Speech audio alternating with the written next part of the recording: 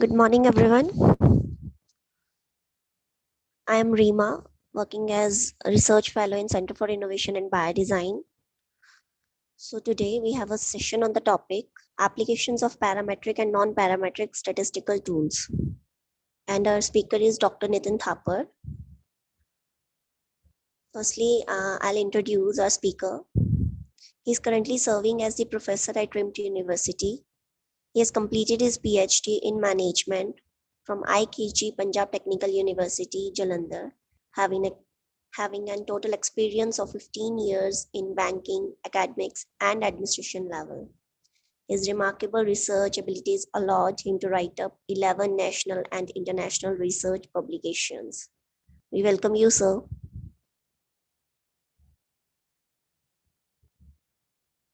Thank you, ma'am. Yes. So I request Dr. Nitin to please start the session. Yeah. First of all, I would like to thank you for giving me the opportunity, and I would like to also thank my mentor, Dr. Bimal Anjumji, who always remains remain my mentor and guru. So, just before commencing this session, I would like to just give the greetings to all, and I'm starting my session. Can I share the screen? Yes, sir.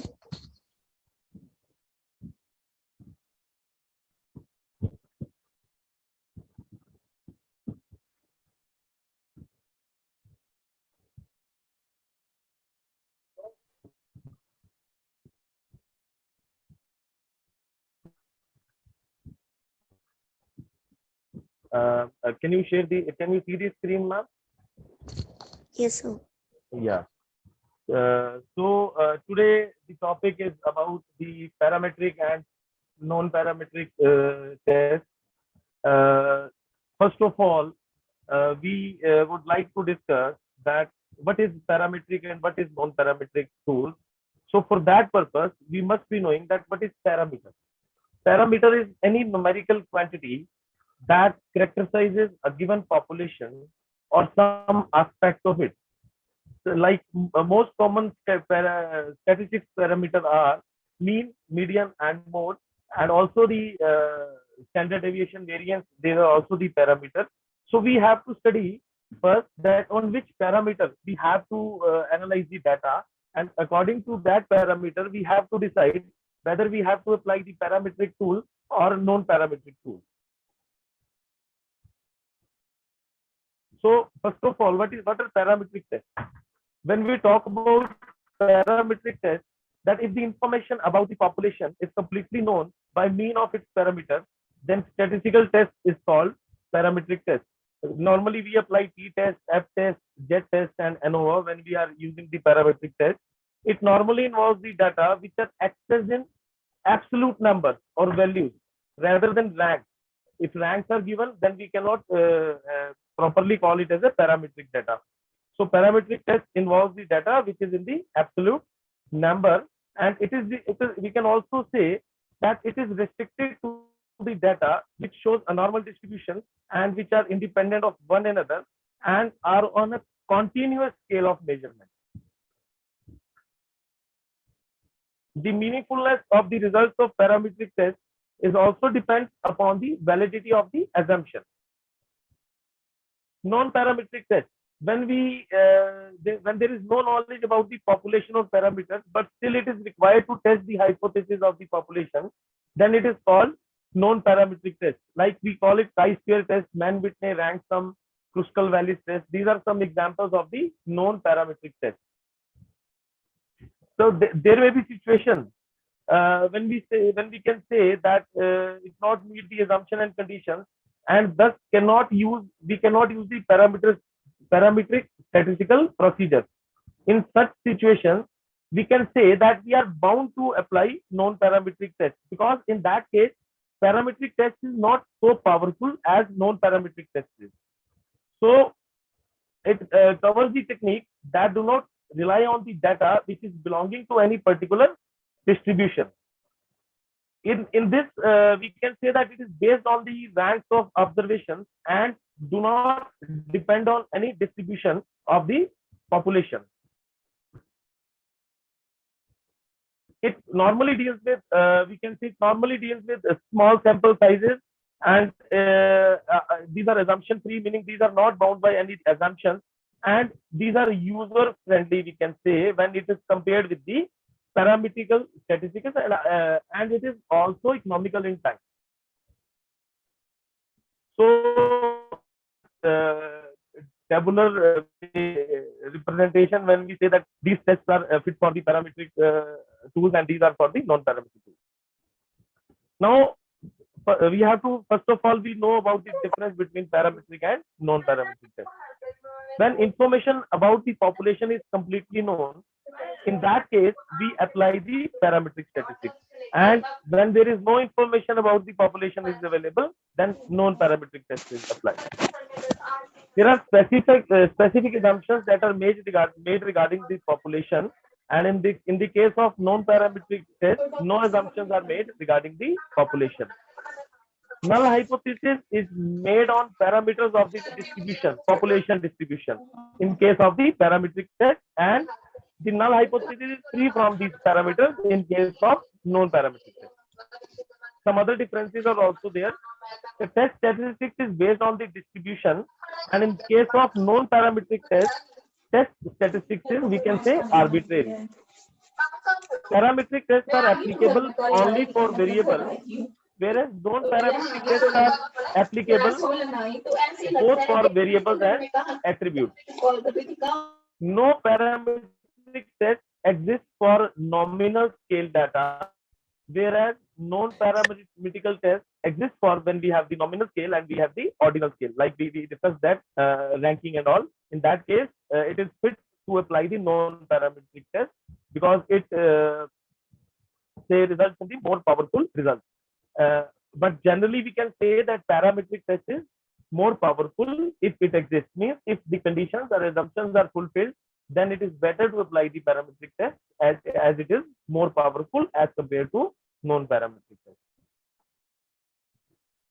So we have small test and we have large sample test. As you all may be knowing that it depends upon the size of the sample, and the condition is 30. If sample is less than 30, then we can call it small sample test. And when sample is more than 30, we can call it large sample test. So small sample tests are when mean and variance is known, and large sample tests when mean and other proportions are known to us. So these are some parametric tests which we are going to discuss first, primarily the t-test, which is also known as student t-test. So assumptions. First of all, parametric tests have three assumptions for using. The sample was drawn from a population for which the variance can be calculated, and it is expected to be a normal distribution, like bell-shaped curve we can expect when we have to apply the parametric test. The levels of measurement should be at least interval data or ordinal data with an approximately normal distribution, and the data can be treated as random sample. Or we can say that we have to probability sampling technique must be applied to gather the data. So it is application of parametric test. It is used for quantitative data. It is used for the continuous variables, and it is used when data are measured on approximate interval or ratio scales of the measurement, and data should follow the normal distribution. Or we can say that we must have the numeric value, like we are comparing the incomes, we are calculating the mean of incomes of the different groups or one group, when we are comparing the scores of one group, or when we are comparing the marks of the students. So this type of data must be available. So we start discussing about the t-test. It is developed by Professor W.S. Dorset, and it is used to test the null hypothesis that there is no difference between the means of two groups. And it is applied when sample is less than 30 and when population variance are not known. So we have one sample t-test, like we have only one sample and we have to compare within that sample. That is one sample t-test, and we can say that independent two sample t-test or the unpaired t-test. Independent means when we are comparing the two samples and that both the samples or the data gathered is independent of each other. Means data 1 and data 2, which is available with us, that are independent of each other. And we can also apply the paired t-test when we have two samples, one sample, or we can say second sample, depends upon the results of the first sample also. So we will discuss it in detail. First of all, when to use t-test. A t-test is used to compare the mean of two given samples. Like a jet test, a t-test also assumes a normal distribution of the sample. As it is a parametric test, so we can say that it also assumes the normal distribution of the sample, and it is used when the population parameters like mean and standard deviation are not known. So there are three versions of t-test: independent sample t-test, which compares mean for two groups; paired sample t-test, which compares means from the same group at different times; and one sample t-test, which tests the means of a single group against unknown mean. So second one is that which I can say that dependent samples means sample 2 depends upon the first sample, because we are gathering both the samples from the same group. Like we are saying that we have checked the blood pressure of say 25 patients, and we have given them some medicine, and after 2 hours we are again checking their blood pressure level. So that is the paired sample t-test, because the second result must be dependent upon the first result. So one sample t-test is when to test if a sample mean as an estimate of population mean differs significantly from a given population mean, and the formula for calculating the t-value, or we can say the calculated value in this case, is t is equal to mean minus population mean divided by standard deviation upon under root sample size. This is one example given to you where we have the data. This is one single t-test. A random sample of size 20 from a normal population gives a sample mean of 40 and standard deviation of 6. Test the hypothesis that is population mean is 44.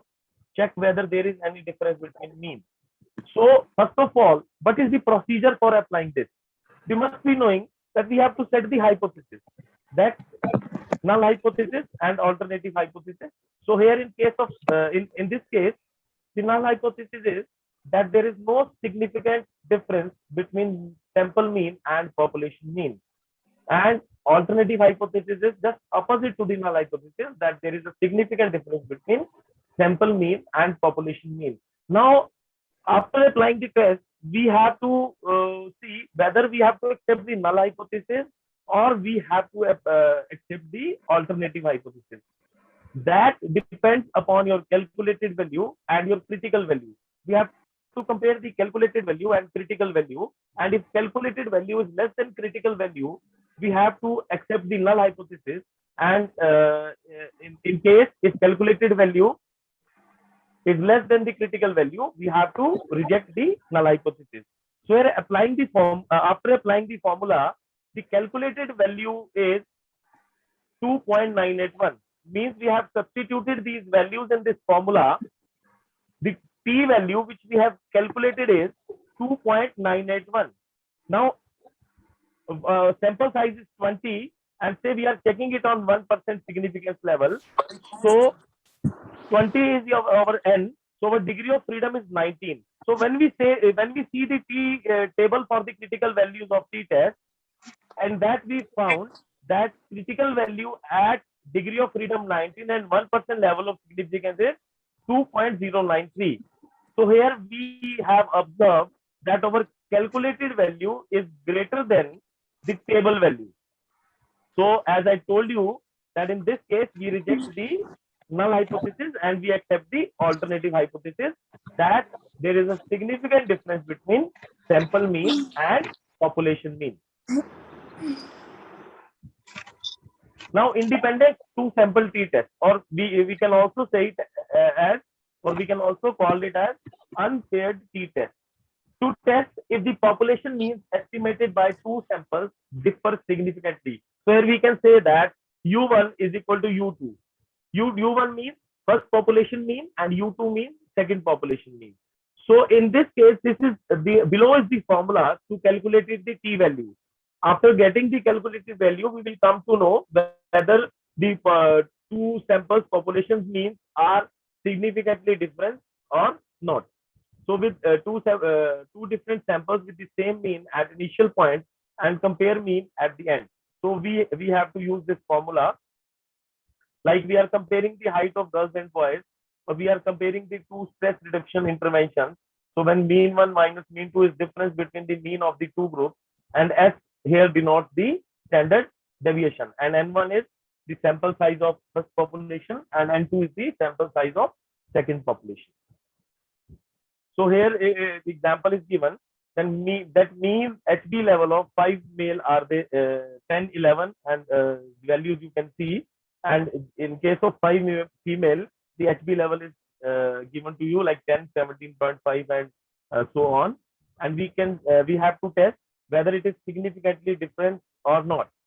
So again, null hypothesis is that there is no significant difference between the hemoglobin level of male and female, and alternative hypothesis is that there is a significant difference between hemoglobin level of male and female. So after applying the formula, these values are to be taken, and it is calculated that the t value after applying the formula is 2.287, and when we see the critical value in the t-test table, it is 2.306. Now here we can observe that calculated value is within the critical value or table value. This table value is also known as critical value. So don't get confused with table value and critical value. It remains fixed at a certain significant level and certain degree of freedom. The table is given to you.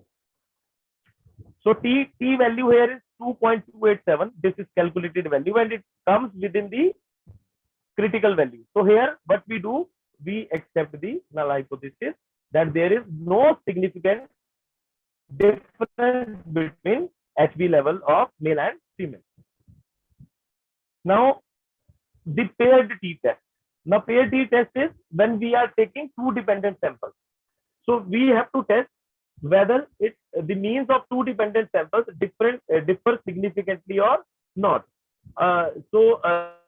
In this case, the formula here uses where d dash is the mean difference and SD denotes the standard deviation of the difference, and t refers to the calculated value, and n is again the sample size. Here we are not taking n1 and n2 because sample size remains same, because samples are dependent to each other. Like we are testing the 10 patients with some medicine. So patients before applying medicine will 10, and after applying medicine will also remain 10. So here we take only one value.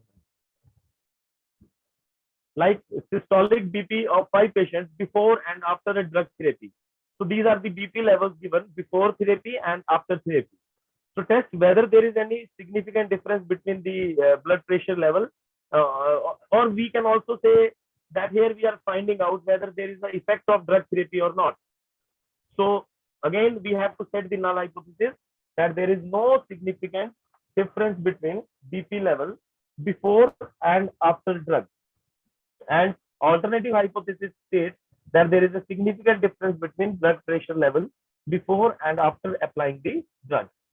So again, we have calculated the applying the formula which we have discussed. So these are the levels we have calculated: d, then d dash, then d minus d dash square. So after applying all this formula, we have observed the calculated value as 2.060, and again the critical value or table value here is 2.567. It means again it comes within the critical value, or we can say that calculated value is less than the critical value. So we are here accepting the null hypothesis. So what is our null hypothesis here? That there is no significant difference between BP level before and after drug. It means the drug therapy is not so effective. We can also say this. Now next is analysis of variance. So when we have studied in t-test that we have compared the two independent groups or single group or two dependent group. But what we have, if we have 3 or more groups, so in that case, we cannot use the t-test or student t-test for comparison of 3 or more groups.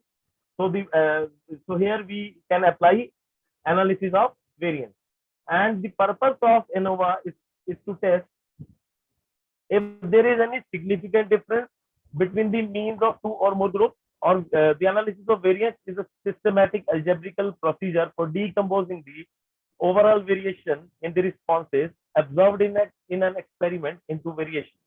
So two variations between group variability and within the group variability, that is variation existing between the samples and variation existing within the samples. So here we are testing both between the samples and within the samples. The within group variability, or we can say error variance, is the variation that cannot be accounting for in study design, and the between group or effect variance is the result of the treatment. So we are considering a quantitative response variable as it relates to one or more explanatory variables, usually categorical. Like which academic department in the sciences, say we can say, gives out the lowest average grade. So here explanatory variable, department, response variable, student GPAs for individual courses. So like these are the different groups. So which kind of promotional, another example is like, just listen it, that which kind of say promotional campaign leads to greatest store income at the time of Christmas.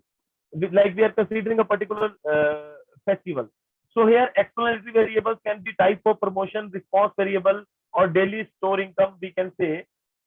So how, and we can also, if we compare that, how do the type of career and marital status of a person relate to the total cost in annual claim he or she is likely to make on our health insurance.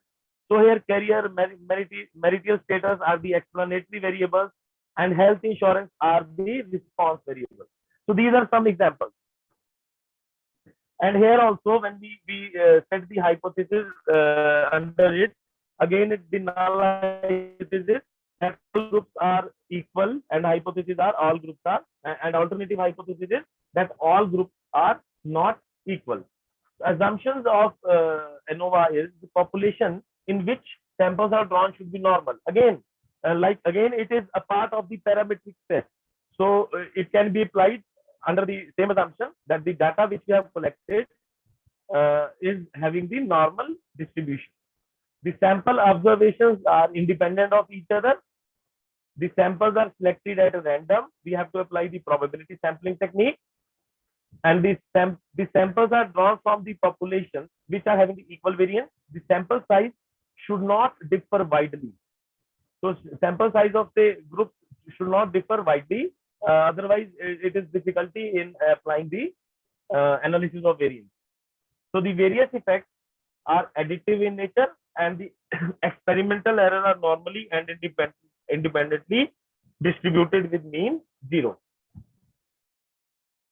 So we have one-way ANOVA and MANOVA. One-way ANOVA is used to compare the difference between the 3 or more sample groups of a single independent variable. Like here, the groups are more than 2, but the variable which we are testing is a single independent variable. And when we are talking about MANOVA, means we have multiple variables. It allows us to test the effect of one or more independent variables on 2 or more dependent variables. In addition, MANOVA can also detect the difference in correlation between dependent variables given the groups of independent variables. Now, M here stands for multi. So multiple ANOVA or multi, we can say now we have multiple variables, whether they are dependent or they are independent. So that's why we are applying MANOVA, because in that case we cannot apply one-way or two-way ANOVA. This is a simple formula for F statistics or ANOVA, that F is equal to MSE divided by MSE, where MSE is the mean square between the groups and MSE is mean square within the group. So one-way and two-way ANOVA are there. One-way ANOVA, it compares three or more unmatched groups when data are categorized in one way. Total sum of squares is equal to treatment sum of squares plus error sum of squares. Example, we are comparing the control group with three different doses of aspirin in rats, or we are testing the effect of supplementation of vitamin C in each subject before, during, and after the treatment. This is the table. After calculations, we are again calculating the F value, where SST is sum of squares of the treatment, and SSE here is here E stands for the error, and mean squares of the treatment MST and mean squares of the error. So here, by dividing MST and MSE, we are calculating the F value. Again, we have the table where we can check the critical value of F or table value of F, and there is the same procedure as we have followed it in t-test, that we are comparing the table value and calculated value to check whether our null hypothesis is accepted or rejected. Under two-way ANOVA, it is used to determine the effect of two normal predictor variables on a continuous outcome variable. A two-way ANOVA test analyzes the effect of the independent variables on the expected outcome along with their relationships to the outcome itself. Like we are testing, say, two antihypertensive drugs in two different doses, comparing the employee productivity based on the working hours and working conditions. So here we are testing the two variables. So that's why we are applying two-way ANOVA. So again, we form the table like this to calculate the F value.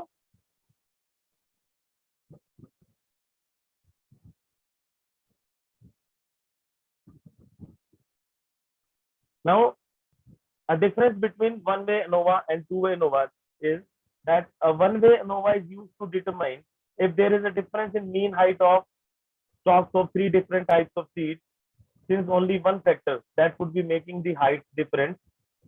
If three different types of seeds and then add the possibility that three different types of fertilizers is used, the mean height of stalk could be different for a combination of several reasons. Two factors, types of seeds and types of fertilizer. Now we are checking two factors, types of seeds as well as type of fertilizer. So here it is better, or it is fit to use a two-way ANOVA than one-way ANOVA.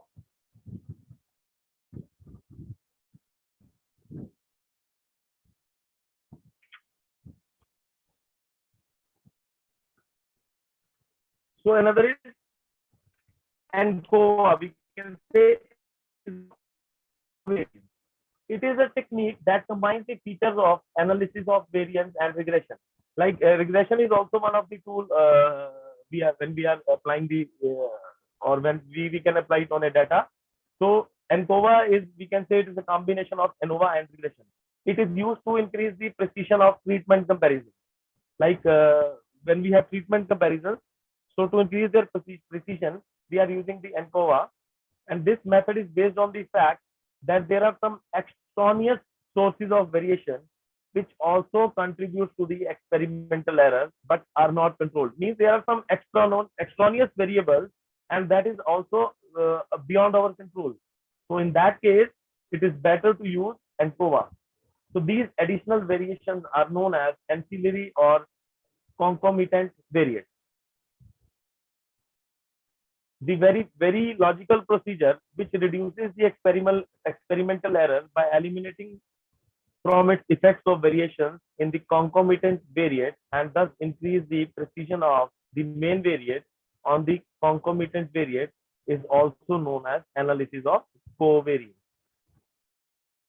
Say, for example, or for instance, we are studying the effect of three diets on gaining weight of animals with different age groups, and different initial weight will influence animal performance and precision of experiment. So when we talk about the assumptions of ANCOVA, they are almost similar as these are the assumptions of ANOVA, and in addition, it is assumed that the relationship between X and Y is linear. The relationship is same for each treatment. The covariates are not affected by the treatment, and the observations are from the normal population. The uses of ANCOVA is it is to increase the precision in a randomized experiment, to remove the effects of disturbing variables in observational studies, to throw light on the nature of treatment effects, to analyze the data when some observations are missing, to fit regression in the multiple classification.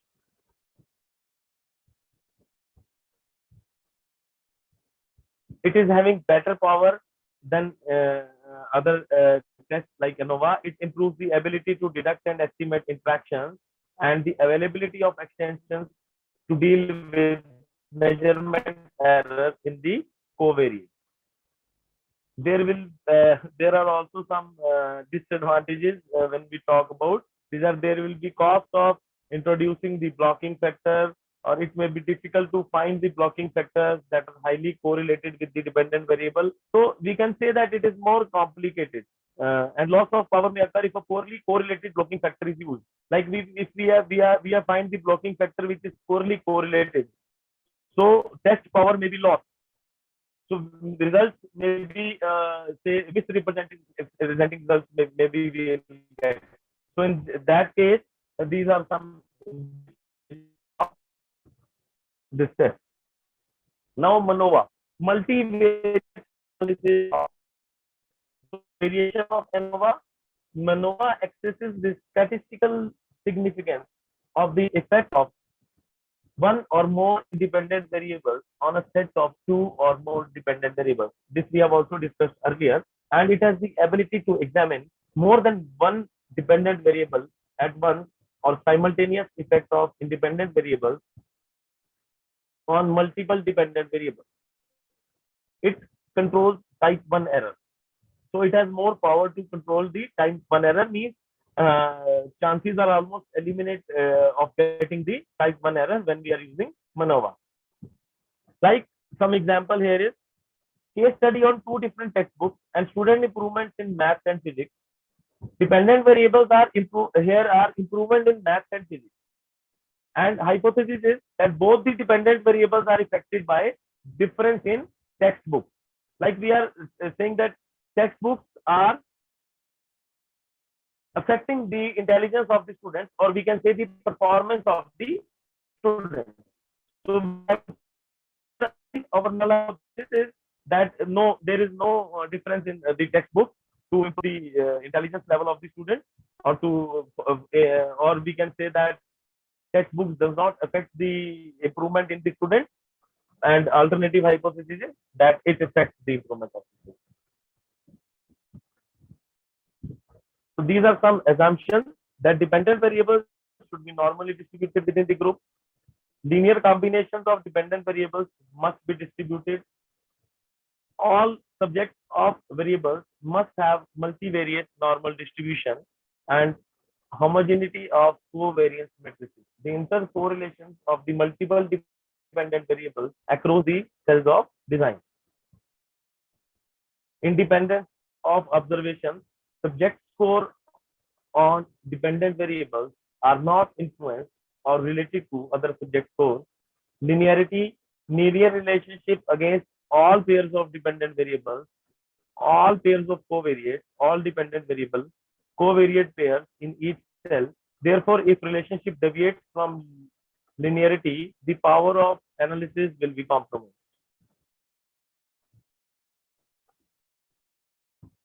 MANOVA enables to test multiple dependent variables, and it can protect us against the type 1 error. These are some advantages of the MANOVA over the other tests. And it is many times more complicated than ANOVA, making it a challenge to see which independent variables are affecting the dependent variables. Like here, we can say that two different textbooks and student improvement in math and physics. So which book? Like we are considering it as an independent variable. So we can say that if we find that okay, the two different textbooks can affect the improvement of the students in math and physics. Now, out of these two books, which book is affecting more, or which book is affecting? So that is difficult. So this is also one of the disadvantage of ANOVA. 1 degree of freedom is lost with the addition of each new variable. So here it is given that parametric test applied for different type of data. So when we are comparison, we have to make the comparison of two paired groups. We use paired t-test. When we are making the comparison of two unpaired groups, we use unpaired two sample t-test. When we have to compare the population and sample drawn from the same population, then we can use one sample t-test. When we are doing the comparison of three or more match groups but varied in one factor, then we use one-way ANOVA. And when we are making comparison of three or more match groups but varied in two factors, that two-way ANOVA can be used.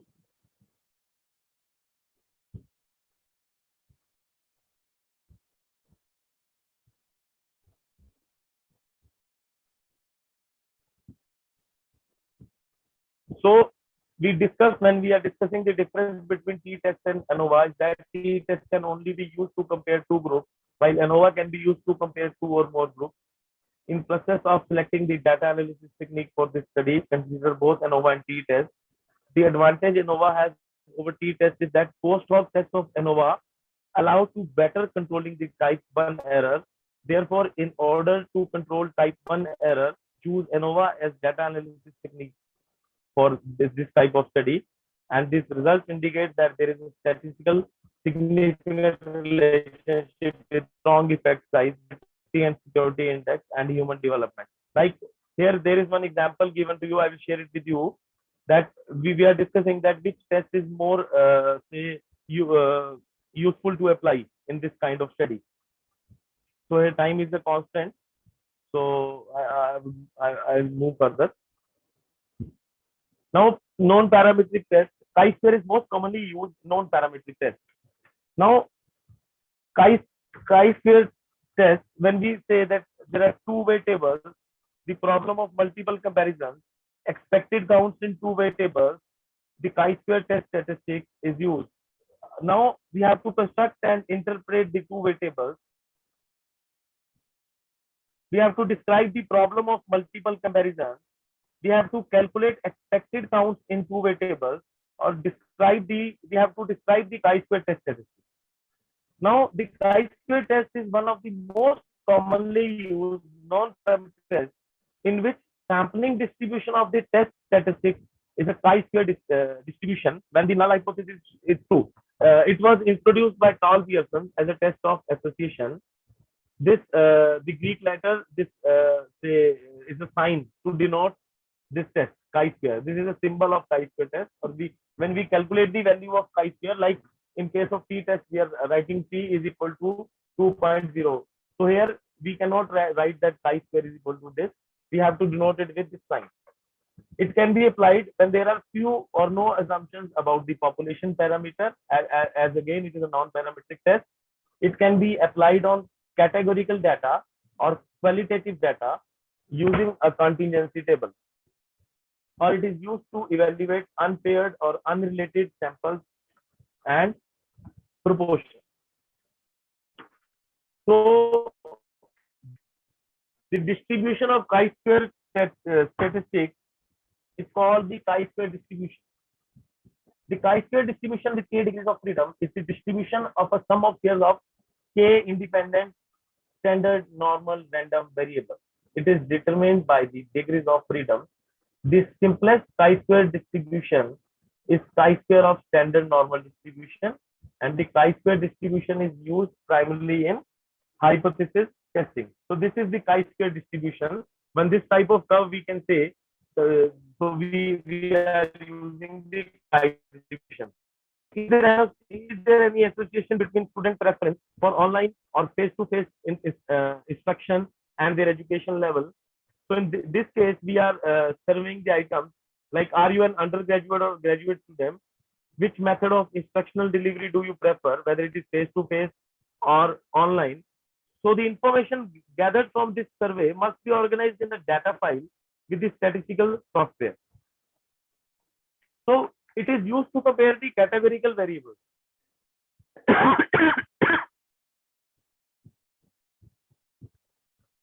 There are two types of chi-square test: goodness of fit test, which determines if a sample matches the population.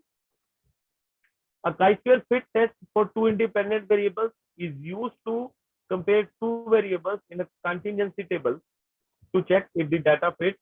A small chi-square value means that data fits, and a high chi-square value means that data does not fit. So these are two types of chi-square tests. The chi-square distribution has following properties: that the mean of the distribution is equal to the number of degrees of freedom. So this is one of the property of the chi-square distribution.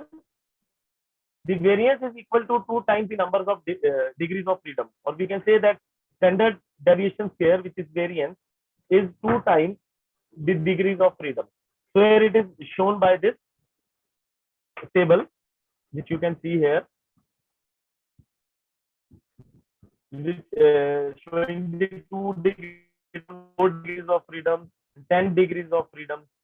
So this is about what is the relationship between variance and degrees of freedom. The chi-square distribution is not symmetrical. That we all know, because as we have discussed, that if the distribution is symmetrical, then it is better to apply the parametric tool. As chi-square is a non-parametrical tool, so we can say that chi-square distribution is not symmetrical and all the values are positive. The distribution is described by the degrees of freedom, and for each degree of freedom we have asymmetric curve. We can say that all the curves are here asymmetric, whether degree of freedom is 1, 2, 3, 4 or 5. As the degrees of freedom increase, the chi-square started approaching as a normal distribution. Like here we can see that 6 is the largest, so here it is approaching like a normal distribution, but it is not exactly the normal distribution.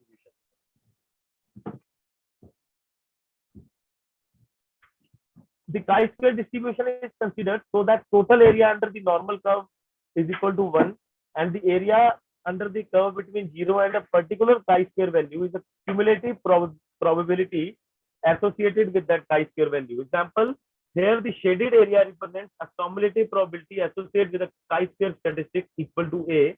That is, it is the probability that the value of chi-square statistic will fall between 0 and A. So here it is a contingency table defining the chi-square test.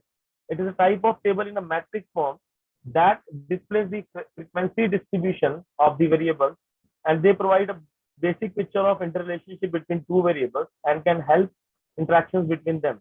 So here 2 columns and 2 rows are given to you. So the different cells are denoting the different values like A, B, C, D. The chi-square statistics compares the observed count in each table cell to the count which would be expected.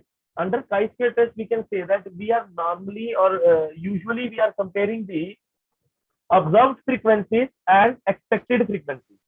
Like for just giving you a layman example, like we are tossing a coin 20 times.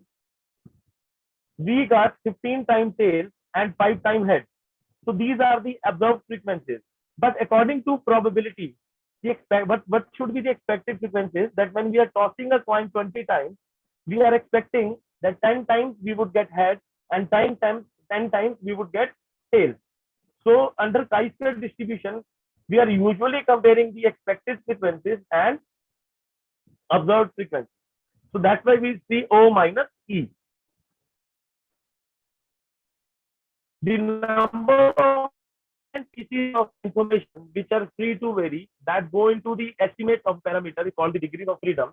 In general, the degree of freedom of an estimate of a parameter is equal to the number of independent scores that go into the estimate minus the number of parameters used as an intermediate step in estimation of the parameter itself. And the number of degrees of freedom for n observation is n minus k and is usually denoted by V, where k is the number of independent linear constraints imposed upon them. it is only parameter of the chi-square distribution. Here, degree of freedom is number of rows minus 1 multiplied by number of columns minus 1. In short, we can say this is the formula for calculating the degree of freedom under chi-square distribution. So this is the formula for calculating the chi-square value. This sign is for chi-square. So here we are calculating O minus E. What is O? O means observed frequency and E means expected frequency. Well, how many items we have, how many frequencies we have. We have the list of the observed frequencies and we have the list of the expected frequencies. And by applying this formula, we can calculate the value of chi-square.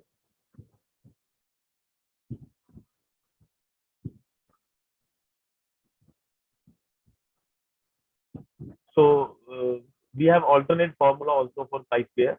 If we can use this small table. So this formula basically applies when we have 2 into 2 tables. Otherwise, this is the fit formula which we have discussed earlier.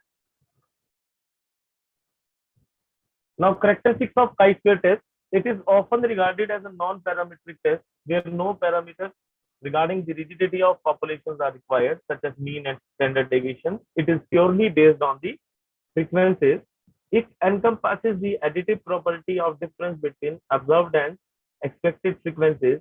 It tests the hypothesis about the independence of attributes, and it is preferred in analyzing complex contingency tables.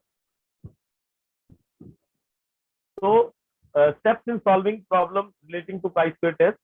Like first of all, we have to calculate the expected frequencies. How we calculate the expected frequencies? The formula is given to you.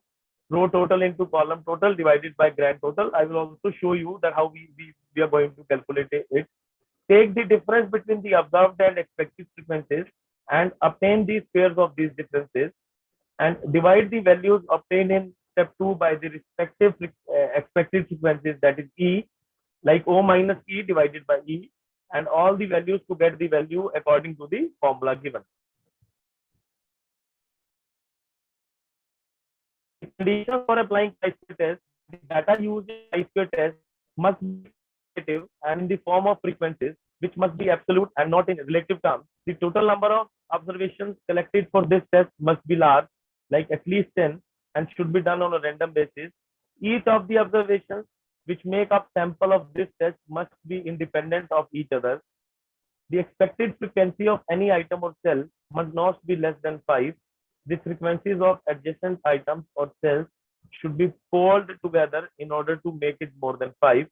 The test is used only for drawing inferences through test of the hypothesis, so it cannot be used for estimation of parameter value. So practical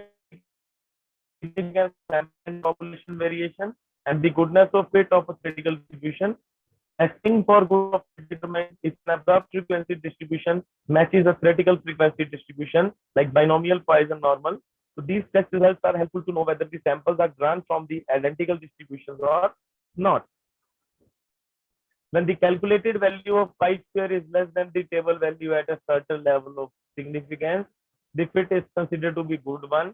And if the calculated value is greater than the table value, the fit is not considered to be good. Like again, that whether the observed frequencies are equal to expected frequencies. So in a null hypothesis state that there is no significant difference between observed and expected frequencies, and alternative hypothesis states that there is a significant difference. What is written here is the same, that the fit is considered to be good one if the calculated value is greater than the table value, and it is not considered to be good. So this is chi-square table. To see the values of table or critical values at certain significance level for a given degree of freedom.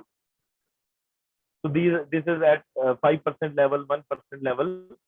So here we can say like if 1% level we have to test and 6 is the degree of freedom. So the value table or critical value is 16.81.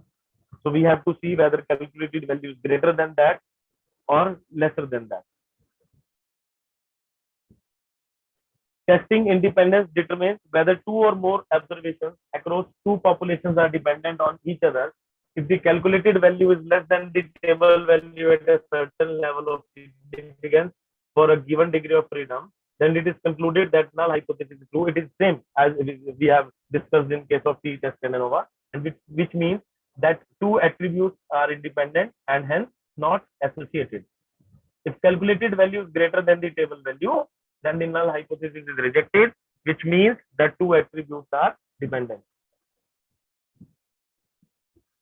When we sometimes use chi-square as a parametric also when we are testing it for comparing variance, and when we are testing independence or test for goodness of fit, then we can also use as non or usually it is used as a non-parametric test, because when we have to compare the variance, we have other options also to use for. So I want to show you that some of the calculations. The left-hand side indicates the degree of freedom. If the calculated value of chi-square falls in the acceptance region, the null hypothesis is accepted, and vice versa. So here, the shaded region is the rejection region. Means that our null hypothesis is rejected. So the chi-square test has some limitations also, that it does not give us much information about the strength of relationship. It also conveys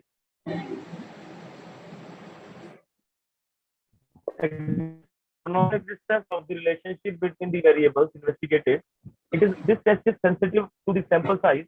This test is also sensitive to small expected frequencies, and it cannot be used when samples are related or unmatched. So next we are trying to discuss here is like how we are calculating the expected frequency. So here this all is the calculation of the expected frequencies. Like 147 here is the observed frequency, and after applying the formula for this particular cell, we have calculated the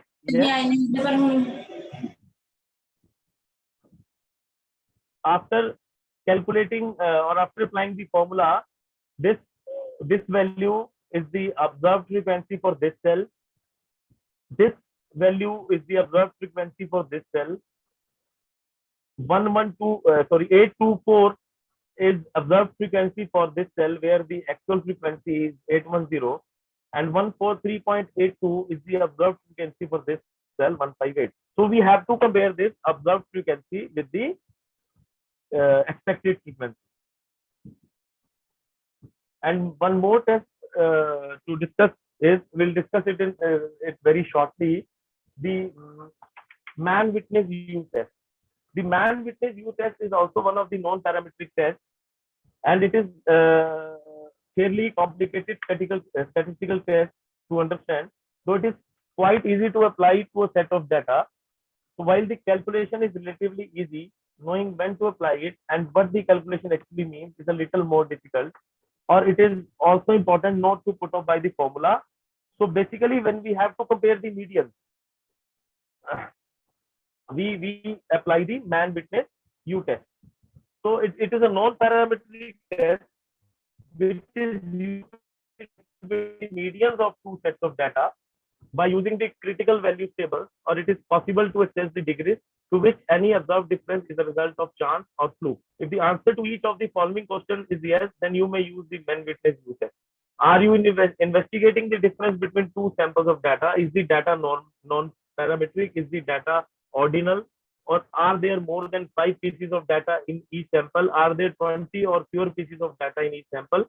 So these are to be points to be considered while applying the man-witness U test. Though it is this is a non-parametric statistical test, both samples should have a similar distribution. You can plot the data for each set on a simple graph to check this. Like we are having some study on the traffic signals, like how many vehicles are coming in this time and another time. So here also we can say, like here the example is given to you when we are comparing the traffic flow in a town center. So this in this case we use the man-witness U test. Like a student or a scholar was interested in finding out if a new retail development had an impact upon traffic in local area near to the development, there were two parts to the primary data collection. So the first part was conducted before the construction of the planned development, and second after the construction of the planned development. So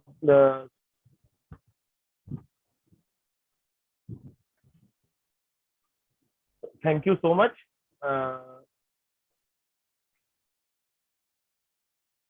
Yes. Any questions or queries from your side?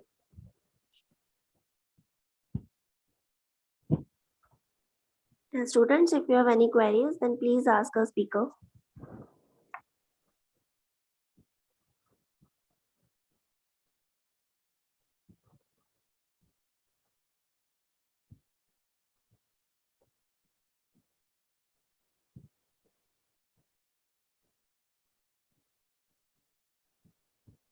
I think there is no queries. Okay, So thank you so much, sir. okay, thank you, ma'am. Now I would like to invite Dr. Bimal to please take over the session. Bimal, sir. हाँ ma'am good afternoon Yeah, good afternoon, sir. हाँ Pranam, sir. प्रणाम आदित्य रो जी, on my personal behalf and on behalf of the Center for Innovation and Biodesign, I am thankful to you, Dr. Nitin, for sparing your valuable time. Thank you, sir. And, Sir, thank you for giving me the opportunity, sir. please, due to some unavoidable circumstances, last time we were not able to arrange the session, and from the core of heart, I am grateful to you. Thank you, sir. The, Thank you so much. the way you have explained the terms of the statistics, being a person and being an expert of the finance, it's highly appreciable, sir. Thank you, sir. Thank you. And the most interesting thing, you explained all the formulas or the techniques, when to apply, where to apply, and how to apply with examples. I feel that it is good for the students. And I personally feel that such kind of sessions will be required again also. So in future, definitely we will be again inviting for some of the tests. And I am also thankful to Ma'am Rima for arranging these sessions, and I am grateful to all the coordinators and participants for joining these sessions.